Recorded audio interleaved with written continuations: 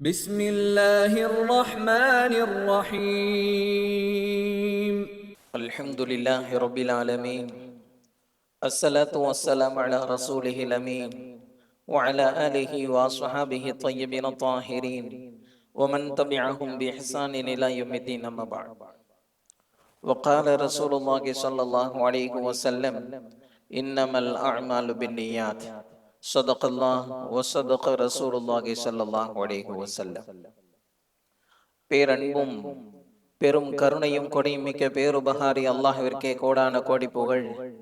நபிகள் நாயகம் முஹம்மது ரசூலுல்லாஹ் ஸல்லல்லாஹு அலைஹி வஸல்லம் அவர்களின் மீதும் அவர்களை பின்பற்றி வாழ்ந்த சகாபாக்கள், தாபிஈன்கள், தபஅ தாபிஈன்கள், உலமாக்கள், ஷுஹதாக்கள், சாலிஹீன்கள், இங்கு அமர்ந்திருக்கிற நம் அனைவரின் மீதும் அல்லாஹ்வின் அன்பும் அருளும் என்றென்றும் நிறைவாக உண்டாவதாக.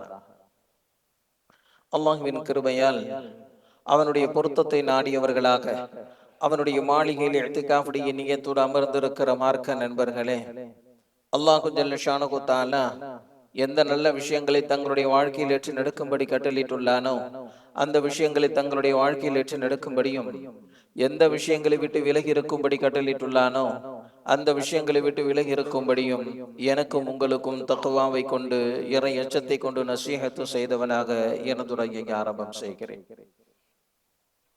ஒரு சமூகம் மிக அழகான முறையில் கட்டமைக்கப்படுவதற்கு சமாதானம் செய்து வைக்கக்கூடிய பண்பு மிகவும் அடிப்படையாகிறது. எந்த சமூகம் சண்டை சச்சரவுகளில் ஈடுபடுகிறதோ, தங்களுக்குள் பிணக்குகளை ஏற்படுத்திக் கொள்கிறதோ, அதை சீர் செய்வதற்குண்டான வாய்ப்பை வழங்காமல் இருக்கக்கூடிய சமூகம் நாகரிகமற்ற சமூகம் என்பதாக சொல்வார்கள். சமூகத்தில் மட்டுமல்ல, எந்த குடும்பம் விரிசல்களை சீர் செய்து கொள்ள முடியாத குடும்பமாக இருக்கிறதோ அந்த குடும்பம் பண்படாத குடும்பம் என்பதாக சொல்லலாம். குடும்பத்தில் மட்டுமல்ல, எந்த ஒரு மனிதனால் தங்களுக்கிடையில் ஏற்படக்கூடிய விரிசல்களை சீர் செய்து கொள்ள முடியவில்லையோ அந்த மனிதன் பண்படாத மனிதன் என்பதாகவே மார்க்கம் சொல்லுகிறது. உறவுகளுக்கு மத்தியில், நண்பர்களுக்கு மத்தியில், கணவன் மனைவிக்கு மத்தியில், பெற்றோர் பிள்ளைகளுக்கு மத்தியில், ஒருவர் இன்னொருவருக்கு மத்தியில் நிச்சயமாக பிணக்குகள் ஏற்படும், நிச்சயமாக உரசல்கள் ஏற்படும், நிச்சயமாக மனக்கசவுகள் ஏற்படும்.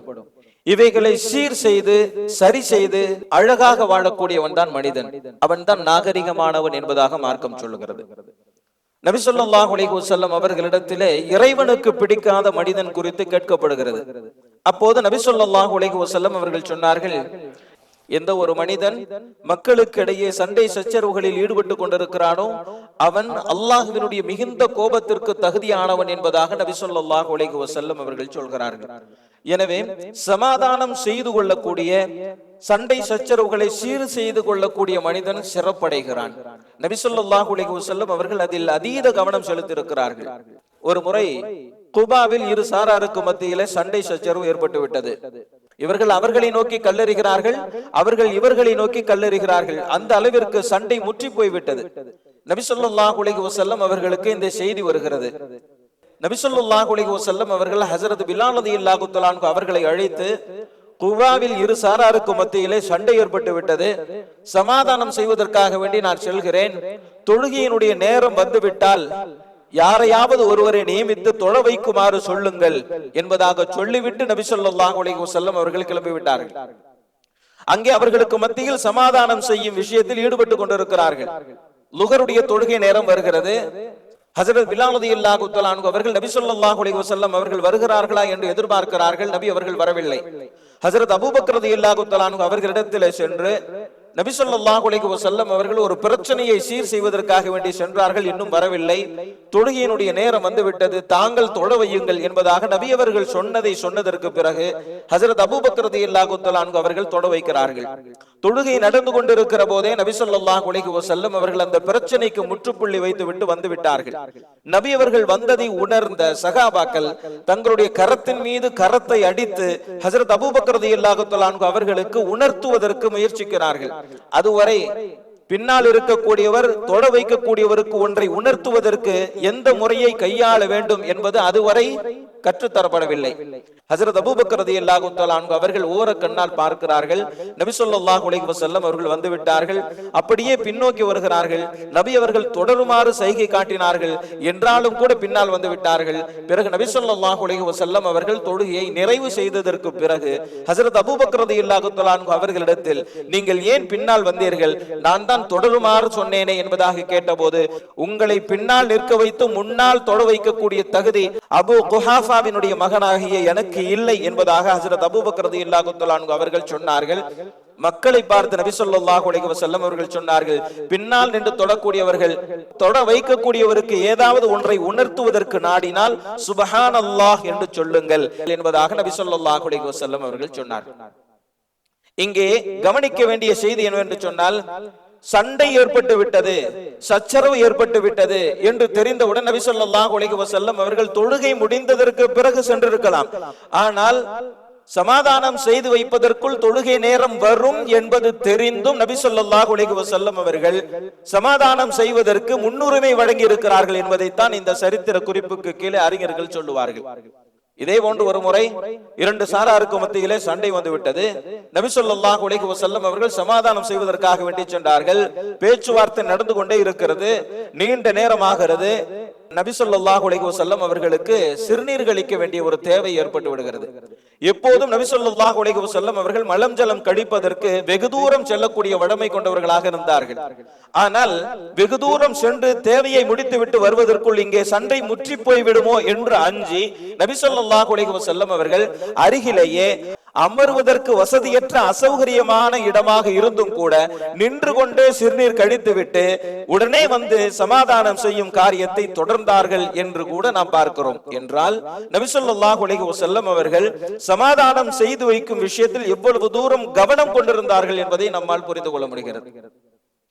ஒரு தடவை நபி ஸல்லல்லாஹு அலைஹி வஸல்லம் அவங்க சஹாபாக்களுக்கு மத்தியில பேசிக்கிட்டு இருந்தாங்க. திடீர்னு சிரிச்சாங்க. ஹஜ்ரத் உமர் ரலியல்லாஹு தஆலா அன்ஹு அவங்க கேட்டாங்க, யா ரசூலல்லாஹ் ஏன் சிரிச்சீங்க அப்படின்னு சொல்லி. இப்ப நபி ஸல்லல்லாஹு அலைஹி வஸல்லம் அவங்க அழகான ஒரு செய்தி ஒன்னு சொன்னாங்க. நாளை மறுமையில் அல்லாஹ்விற்கு முன்னால ரெண்டு பேர் வருவாங்க. ஒருத்தர் அநியாயம் செஞ்சவர், இன்னொருத்தர் அநியாயம் செய்யப்பட்டவர். அநியாயம் இழைக்கப்பட்டவர் அல்லாஹ்விடத்திலே சொல்லுகிறார், யா அல்லாஹ், இவர் எனக்கு அநியாயம் செய்து விட்டார், எனக்கு ஏதாவது நியாயம் வேண்டும் என்பதாக சொல்லுகிறார். அல்லாஹ் கேட்கிறான், உனக்கு என்ன நியாயம் வேண்டும்? எனக்கு இவன் அநியாயம் செய்திருக்கிறான், எனவே அவனுடைய நன்மை எனக்கு வேண்டும்.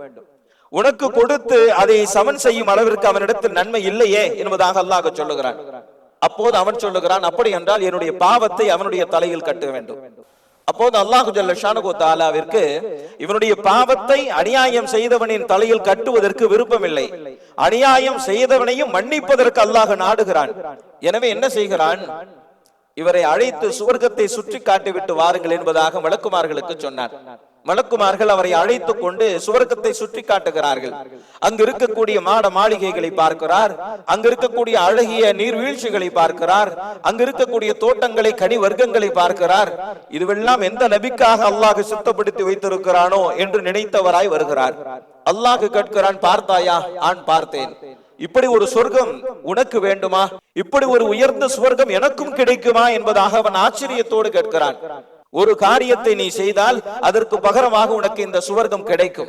எந்த காரியம் செய்ய வேண்டும்? இவனை மன்னித்து விடு. எந்த பகரத்தையும் எதிர்பார்க்காதே. அவனிடத்தில் நன்மையை வேண்டாதே. உன்னுடைய பாவத்தை அவன் மூலமாக கழிக்க நாடாதே. மன்னித்து விடு, இந்த சுவர்க்கம் உனக்கு என்பதாக அல்லாஹ் சொல்லுகிற போது சந்தோஷ மிகுதியில் நான் மன்னித்து விட்டேன், யா அல்லாஹ், மன்னித்து விட்டேன், எனக்கு சுவர்க்கம் தான் வேண்டும் என்று சொல்லுகிறான் என்கின்ற இந்த செய்தியை சொல்லிவிட்டு நபி ஸல்லல்லாஹு அலைஹி வஸல்லம் அவர்கள் இந்த திருக்குர்ஆனுடைய வசனத்தை ஓதினார்கள். ஃபத்தகுல்லாஹ் வ அஸ்லிஹு ذات பைனிக்கும். அல்லாஹ்வை அஞ்சுங்கள், உங்களுக்கு மத்தியில் ஏற்படக்கூடிய சச்சரவுகளை நீ தீர்த்து அதை சரி செய்து சீர் செய்து நீங்கள் சமாதானமாகி விடுங்கள் என்பதாக அல்லாஹ் சொல்லுகிறான். இன்னல்லாஹ யுஸ்லிஹு பைனல் முஃமினீன்.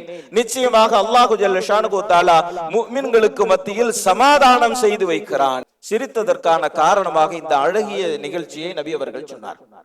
என்றால் அல்லாஹ்வுடைய பண்புகளில் ஒன்று சமாதானம் செய்வது. இருவருக்கு மத்தியில் பிரச்சனை எழுகிற போது, இருவருக்கு மத்தியில் மனக்கசப்புகள் ஏற்படுகிற போது சீர் செய்து சமாதானம் செய்து சுபிட்சமான சூழலை உருவாக்குவது அல்லாஹ் விரும்பக்கூடிய அற்புதமான பண்பு என்பதை நாம் புரிந்து கொள்கிறோம். சகாபாக்களிடத்தில் இந்த பண்பு நிரம்பி இருந்தது. ஹஜரத் முஆவியா ரலியல்லாஹு தஆலா அன்ஹு அவங்க ஹலீஃபாவாக இருந்த நேரம் ஹஜரத் ஆயிஷா ரலியல்லாஹு தஆலா அன்ஹா அவர்களுக்கு 1,00,000 திர்ஹங்களை நன்மளிப்பாக வழங்குகிறார்கள். ஹஜரத் ஆயிஷா ரலியல்லாஹு தஆலா அன்ஹா அவர்களிடத்திலே ஒரு பழக்கம், எது தன்னிடம் இருந்தாலும் சரி தந்து விடுவார்கள். தர்மம் செய்வதில் அவர்களுக்கு நிகர் இல்லை. ஹஜரத் ஆயிஷா ரலியல்லாஹு தஆலா அன்ஹா அவர்கள் வந்த 1,00,000 திர்ஹத்தையும் தன்னுடைய அடிமை பெண்ணை அழைத்து இன்னாருக்கு இன்னாருக்கு இன்னாருக்கு இன்னாருக்கு என்று சொல்லி காலையில் இருந்து மாலைக்குள் 1,00,000 திர்ஹத்தையும் சதகா செய்து விட்டார்கள். அந்த நாள் ஹஜரத் ஆயிஷா ரலியல்லாஹு தஆலா அன்ஹா அவர்கள் நோன்பு வைத்திருந்தார்கள். நோன்பு திறக்க வேண்டும். அந்த அடிமை பெண்ணை அழைத்து ஏதாவது இஃப்தாருக்கு ஏற்பாடு செய்யம்மா என்று சொன்னார்கள். அந்த அடிமை பெண் சொன்னார், இஃப்தார் செய்வதற்கு உண்பதற்கு எதுவும் இல்லை. காலையில் 1,00,000 திர்ஹம் கையில் இருக்கிறது. தர்மம் செய்து தர்மம் செய்து தர்மம் செய்து தான் இஃப்தார் செய்வதற்கு பேரித்த பழம் கூட இல்லாத சூழலில் தர்மம் செய்வதில் திளைத்தவர்கள் ஹஜரத் ஆயிஷா ரலியல்லாஹு தஆலா அன்ஹா அவர்கள். இந்த செய்தியை கேள்விப்பட்ட ஹஜரத் ஆயிஷா ரலியல்லாஹு தஆலா அன்ஹா அவர்களுடைய சகோதரியின் மகன் ஹஜரத் அப்துல்லாஹ் இப்னு ஜுபைர் ரலியல்லாஹு தஆலா அன்ஹு அவங்க கொஞ்சம் வயசு சின்னதுதான். அவங்க என்ன நினைச்சாங்க, என்ன இப்படி ஹஜரத் ஆயிஷா ரலியல்லாஹு தஆலா அன்ஹா அவங்கள்ட்ட இருக்கிறத பூரா இப்படி எடுத்து கொடுத்துக்கிட்டே இருக்கிறாங்களே என்பதாக சொல்லி கோபித்துக் கொண்டார். அவரால் ஜீரணிக்க முடியவில்லை. இந்த செய்தி ஹஜரத் ஆயிஷா ரலியல்லாஹு தஆலா அன்ஹா அவர்களுக்கு வருகிற போது ஹஜரத் ஆயிஷா ரலியல்லாஹு தஆலா அன்ஹா அவர்கள் சத்தியமாக அவரோடு பேச மாட்டேன் என்று ஒரு சத்தியம் செய்து விட்டார். இந்த செய்தி அவருக்கு போகிறது, வருத்தப்படுகிறார். ஹஜரத் ஆயிஷா ரலியல்லாஹு தஆலா அன்ஹா அவர்களோடு பேச முடியாமல் போய்விட்டதே என்று சமாதானத்திற்கு முயற்சி செய்கிறார். ஆனால் ஹஜரத் ஆயிஷா ரலியல்லாஹு தஆலா அன்ஹா அவர்கள் செய்தது சத்தியம், அதை முறிக்க முடியாது. எவ்வளவு முயற்சி செய்து குறைஷி வம்சத்தை சார்ந்த இருவரை, நபி ஸல்லல்லாஹு அலைஹி வஸல்லம் அவர்களினுடைய உறவுகளில் உள்ள இருவரை அழைத்து வந்து, எனக்காக வேண்டி நீங்கள் ஹஜரத் ஆயிஷா ரலியல்லாஹு தஆலா அன்ஹா அவர்களிடத்திலே பேச வேண்டும். அவர்கள் என்னோடு பேசுவதை நிறுத்தி விட்டார்கள். எப்படியாவது நான் சமாதானமாக வேண்டும், என்னை அழைத்து செல்லுங்கள் என்பதாக சொல்லுகிறார். சரி, நீ எங்க பின்னாடி ஒளிஞ்சுக்கிட்டே வா, நாங்க முன்னாடி 2 பேரும் போறோம். 2 பேரும் முன்னாடி போறாங்க. பின்னாடி ஹஜரத் அப்துல்லாஹ் இப்னு ஜுபைர் ரலியல்லாஹு தஆலா அன்ஹு அவங்க வர்றாங்க. இந்த 2 பேரும் ஹஜரத் ஆயிஷா ரலியல்லாஹு தஆலா அன்ஹா அவங்க கிட்ட உள்ள வரதுக்கு அனுமதி கேட்கறாங்க. ஹஜரத் ஆயிஷா ரலியல்லாஹு தஆலா அன்ஹா அப்படி பார்த்தாங்க. இந்த 2 பேர் தான் தெரிஞ்சாங்க. உள்ள வாங்கன்னு சொல்லி சொன்னாங்க. எல்லாருமே உள்ள வரலாமா அப்படின்னு சொல்லி ஹஜரத் அப்துல்லாஹ் இப்னு ஜுபைர் ரலியல்லாஹு தஆலா அன்ஹு அவர்களுக்கும் சேர்த்து அனுமதி கேட்டார்கள். எல்லோரும் உள்ளே வாருங்கள் என்று சொன்னபோது இந்த வார்த்தையில் ஹஜரத் அப்துல்லாஹ் இப்னு ஜுபைர் ரலியல்லாஹு தஆலா அன்ஹு அவர்களும் உள்ளே வந்து விட்டார்கள். உள்ளே வந்தவுடன் ஹஜரத் அப்துல்லாஹ் இப்னு ஜுபைர் ரலியல்லாஹு தஆலா அன்ஹு அவர்களை ஹஜரத் ஆயிஷா ரலியல்லாஹு தஆலா அன்ஹா அவர்களால் வெளியே செல்லுங்கள் என்று சொல்ல முடியவில்லை. நீங்கள் என்னிடத்தில் பேசாமல் இருப்பது ஒரு மிகப்பெரிய துர்பாக்கிய நிலையாக இருக்கிறது, நான் பேச வேண்டும், மன்னித்துக் கொள்ளுங்கள் என்று மன்றாடுகிறார்கள்.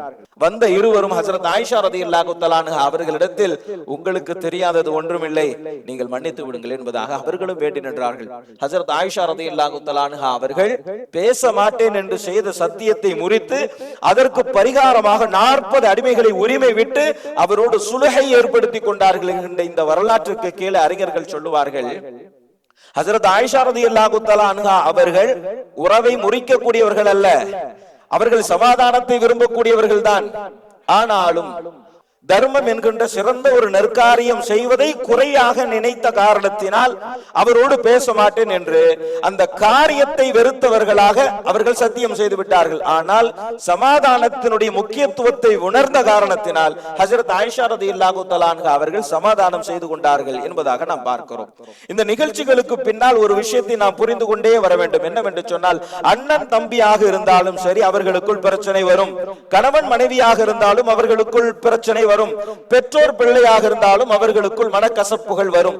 இது வராமல் வாழவே முடியாது. இப்படி இருக்கிற போது இந்த சமாதானம் இருக்கிறது, இதுதான் நமக்கு மத்தியிலான நட்பை, நமக்கு மத்தியிலான உறவை அழகுபடுத்தி இன்று சுவிட்சமாக வாழ்வதற்கு வழிவகுக்கிறது என்று சொன்னால், சமாதானம் செய்து வைப்பது என்பது எவ்வளவு சிறந்த காரியம் என்பதை நம்மால் புரிந்து கொள்ள முடிகிறது.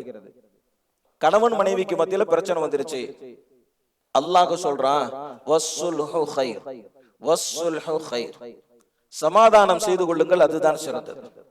உங்களுக்கு மத்தியில் பிரச்சனை இருக்கலாம், பேசி தீர்த்து கொள்ளுங்கள், பிரிந்து விட வேண்டாம். பிரிவதை விட சேர்ந்து வாழ்வது, சமாதானம் செய்து கொள்வது அதுதான் சிறந்தது என்பதாக அல்லாஹ் சொல்லுகிறான். எதுவெல்லாம் கட்டளை வாக்கியத்தில் அல்லாஹ் சொல்லுகிறானோ அதுவெல்லாம் அழுத்தமாக பின்பற்ற வேண்டும் என்பது பொருள். அந்த வகையில் அல்லாஹ் சொல்லுகிறான், உங்களுக்கு மத்தியில் சமாதானம் செய்து கொள்ளுங்கள் என்பதாக அல்லாஹ் சொல்லுகிறான். அல்லாஹ்வுடைய பண்பும் அதுதான், நபி ஸல்லல்லாஹு அலைஹி வஸல்லம் அவர்களின் பண்பும் அதுதான், சஹாபாக்களிடத்தில் இருந்த பண்பும் அதுதான். உயர்ந்தவர்கள் நல்லோர்கள் முன்மாதிரியாக வாழ்ந்து சென்ற அத்துணை பேருடைய குணமும் சமாதானம் செய்து கொள்வதுதான் என்பதை நாம் புரிந்து கொள்ள வேண்டும். நபி ஸல்லல்லாஹு அலைஹி வஸல்லம் ஹஜ்ரத் ஆயிஷா ரலியல்லாஹு தஆலா அன்ஹா அவங்களுடைய வீட்டுல இருக்கிறாங்க. அதை ஒட்டி தான் மஸ்ஜித் நபவி. ரெண்டு பேருக்கு மத்தியில சண்டை. ஒருத்தர் ஹஜ்ரத் கஅப் இப்னு மாலிக் ரலியல்லாஹு தஆலா அன்ஹு, இன்னொருத்தவங்க ஹஜ்ரத் அப்துல்லாஹ் இப்னு ஹத்ரத் ரலியல்லாஹு தஆலா அன்ஹு. ரெண்டு சஹாபி சண்டை போட்டுக்கிறாங்க. நபி ஸல்லல்லாஹு அலைஹி வஸல்லம் அவங்க திரையை விலக்கிட்டு வெளியே வந்தாங்க. என்னப்பா பிரச்சனைன்னு கேட்டாங்க. ஹஜ்ரத் கஅப் இப்னு மாலிக் ரலியல்லாஹு தஆலா அன்ஹு அவங்க சொன்னாங்க, என்கிட்ட இவர் கடன் வாங்கியிருந்தாரு, தர மாட்றாரு அப்படின்னு சொல்லி சொன்னாங்க. ஹஜ்ரத் அப்துல்லாஹ் இப்னு ஹத்ரத் ரலியல்லாஹு தஆலா அன்ஹு அவங்க கிட்ட நபி ஸல்லல்லாஹு அலைஹி வஸல்லம் அவங்க ஏன்பா தரல அப்படின்னு சொல்லி கேட்டாங்க. அப்ப அவர் சொன்னாரு, என்னால தர முடியல யா ரசூலல்லாஹ் என்பதாக சொன்னார். இப்ப நபி ஸல்லல்லாஹு அலைஹி வஸல்லம் அவங்க ஹஜ்ரத் கஅப் இப்னு மாலிக் ரலியல்லாஹு தஆலா அன்ஹு அவங்க கிட்ட சொன்னாங்க, ஏப்பா அவரால தர முடியலன்னு சொல்றாரு, கொஞ்சம் கடனை குறைச்சிக்கவே என்பதாக சொன்னார். யா ரசூலல்லாஹ், நீங்க சொல்லி நான் குறைக்காம இருப்பேனா? நிச்சயமாக குறைத்துக் கொள்கிறேன் என்பதாக சொன்னார். அவர் கடனை குறைச்சிக்கிறேன்னு சொல்லிட்டாரு, நீ இப்பவே அதை நிறைவேற்றுன்னு சொன்னாங்க.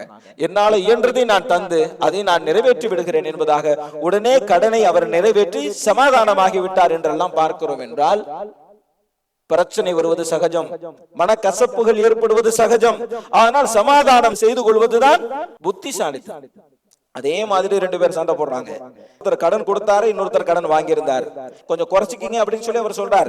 இவர் சத்தியமாக நான் குறைத்துக் கொள்ள மாட்டேன் என்பதாக சொன்னார். இந்த வார்த்தை நபி ஸல்லல்லாஹு அலைஹி வஸல்லம் உங்க காதுல கேட்ட உடனே அறையிலிருந்து வெளியே வந்துட்டாங்க. வெளியே வந்து அவரை கூப்பிட்டு சொன்னாங்க, ஒரு நல்ல காரியத்தை செய்ய மாட்டேன் என்று நீ சத்தியம் செய்யலாமா?